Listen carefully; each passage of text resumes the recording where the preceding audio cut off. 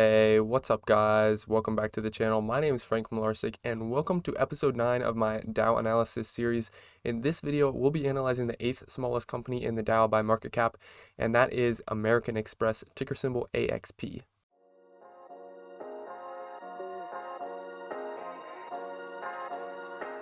If you find value in my videos, make sure to like and subscribe so you don't miss out on future content. This is Frank Mularcik.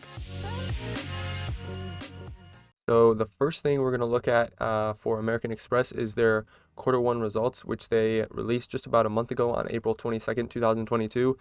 First of all, though, I want to say sorry for the kind of bad lighting and video. I'm actually trying to record this video in my campus library. There's this like soundproof room in here, and they have this nice like mic stand and everything. So I think the sound quality is a lot better, but the video is not that great.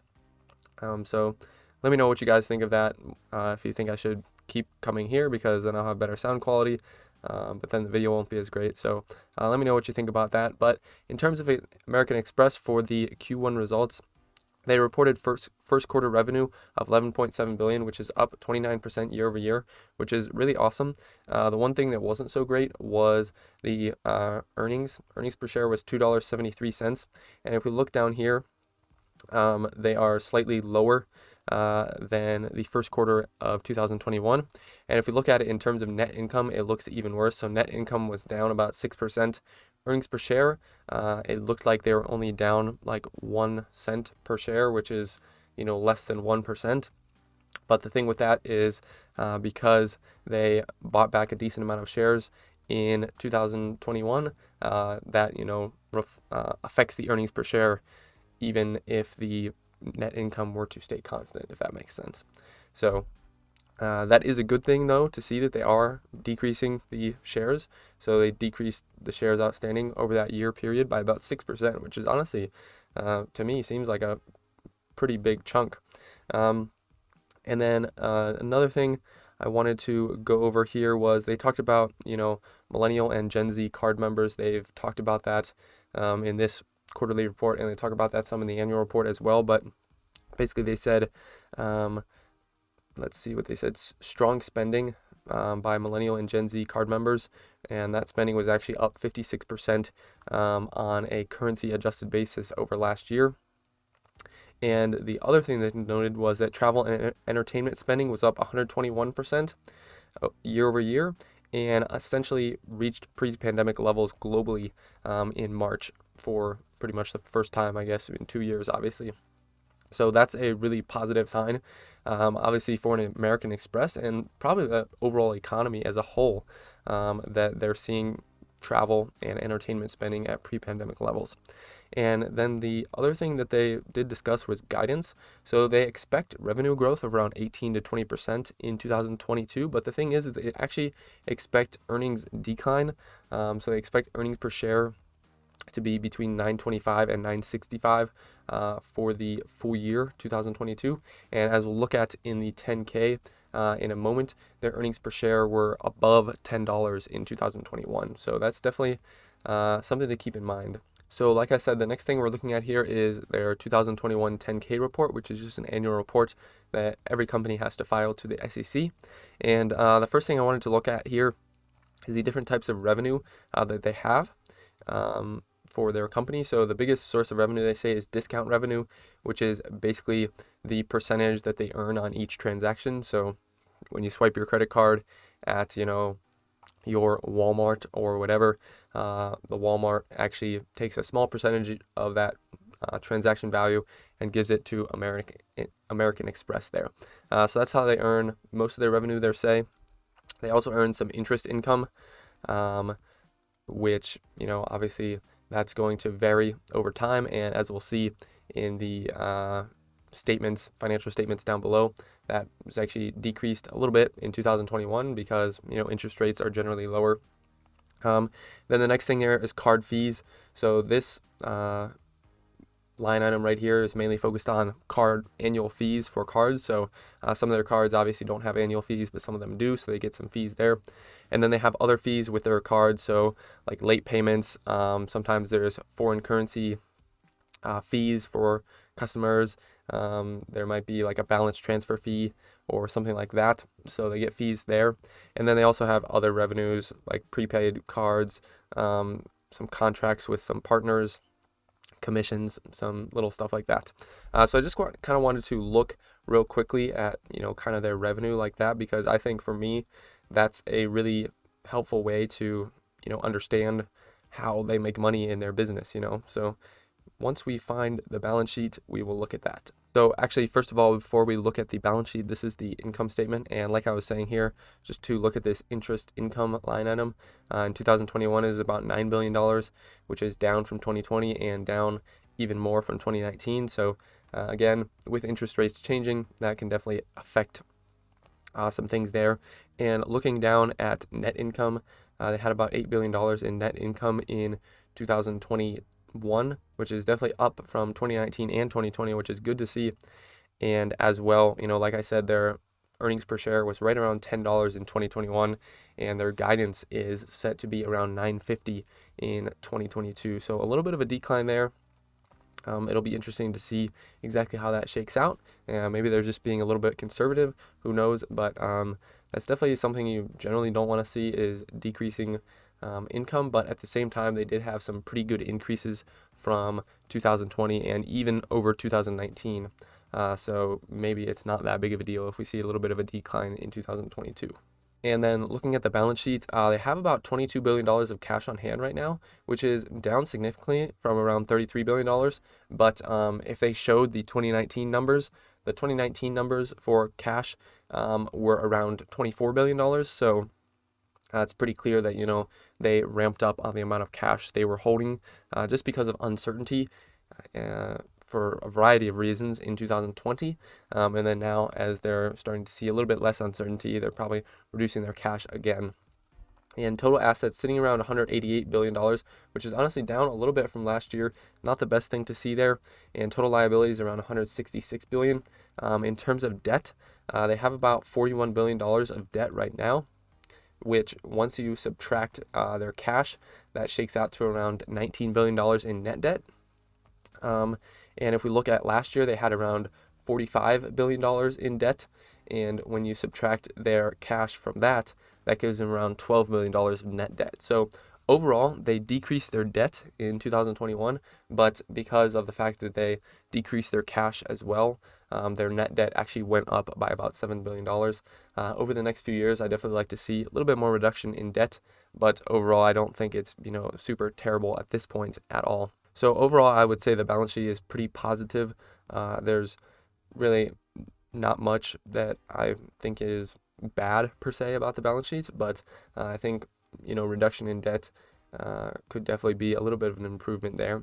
And looking next at the dividends for American Express, the current yield is pretty low at around 1.3%. And the thing they do have going for them is they have an incredibly low payout ratio of around 18%. And their dividend growth rate is, I would say, pretty good for an average company. But for a company like an American Express, that first of all has a very low dividend yield, and second of all has a very low payout ratio, and third of all is a company that is growing pretty quickly, I would like to see a little bit higher dividend growth. And part of the reason that 5-year dividend growth rate average is a little bit lower per se is because they actually didn't increase the dividend at all in 2021.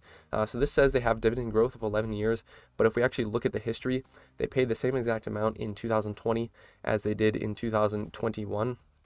So in 2020, they paid 43 cents every quarter, and in 2021, they did the same. So realistically speaking, they only have 1 year of consecutive dividend growth now because they did increase it in 2022. But honestly, that's like something that really turns me off from the company from a dividend perspective because, they just didn't have that consistency.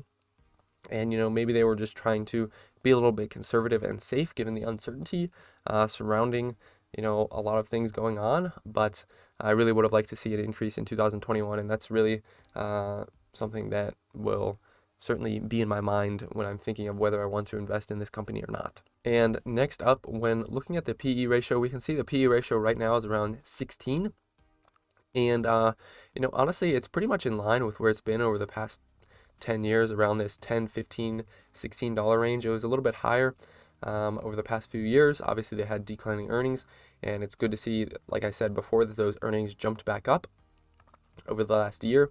But it'll be interesting to see what happens. Obviously, we're not really expecting any earnings growth over the next year, but hopefully over the next few years we can see some decent earnings growth, and hopefully that PE ratio will stay in this kind of 15 range. If we compare it to the overall sector, we can see that the average for the financial industry or financial sector is around 15, and the average for credit services is around 7. So a little bit above, the industry average of 7 or 8. But, in terms of the overall financial industry, they're pretty much in line there. And if we move to the next method of valuation, the discounted cash flow model, basically, when I did the calculation, I got a fair value of $213 per share, which with a 10% margin of safety, that gives us a buy price of $192 per share. And as of recording on May 26th, the current share price is $165. So definitely a little bit undervalued there from the discounted cash flow perspective. The one thing to note, I guess, is that their revenues did increase pretty quickly this year, and their analysts at least are expecting some pretty good revenue growth over the next 2 years. We're looking at, I think, around 17% growth projected next year and 12% growth projected the year after. And that 17%, it's worthy to note, is under the 18 to 20% that American Express, is expecting. So I guess analysts are expecting a little bit lower revenue than the actual company is expecting. And the other thing to note is that, although free cash flow isn't super consistent, they are consistently above a 100% free cash flow to net income ratio. And so I used a 100% ratio there, which is a little bit on the conservative side even. So honestly, I'm pretty, confident in this calculation, and I think, all the numbers used were pretty solid. Like, it's not like there were huge inconsistencies, and we're making huge guesses here. So honestly, I think this calculation is pretty good. And so, from a valuation perspective, I think American Express is undervalued. And the final thing that we'll look at is a chart here. So this is a 2-year chart, and we can see right now they're at around $164 per share. And there's, some decent support around here in the 155, 150 level. And there's definitely some decent volume right here in the current share price where they're around 165. So I think those are kind of solid prices. But if it does drop, below 150, there's not a ton of volume down here. So it could move a fair bit then to one way or the other. And if we zoom in a little bit to 1 year, we can see pretty much on the 1 year they're fairly close to yearly lows, and at this point there's pretty much no volume below 150. So if it drops below 150, it could theoretically just keep going. And I think as the market continues, it could definitely see some more direction to the downside, in which case I think American Express could move down a fair bit more. But those are just all kind of guesses at this point. And so honestly, I think buying in the $150 to $160 range is certainly a good price. For me, I don't think I'm interested in buying American Express at this point. It's definitely a good business that's growing. Their revenues are growing in the double digits each year, which is definitely good to see. I would definitely like to see the earnings grow a little bit more, because they are not really expecting any earnings growth this coming year.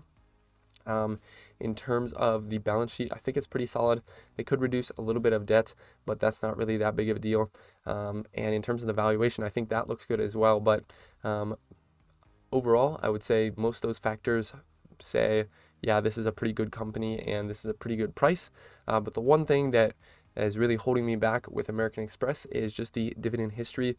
They don't seem that committed to the dividend based on the fact that they didn't increase the dividend in 2021.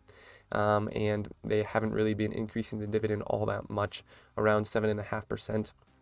And I think given their potential they could increase the dividend a fair bit more, around maybe 10% would be an awesome level. So if we start to see some 10% dividend increases, I would definitely get a little bit more excited. And if we can see a longer track record of consistent increases, that would get me excited as well. So let me know what you guys think of American Express down in the comments below. Just want to thank everyone for sticking around to the end of the video, and I'll see you in the next one.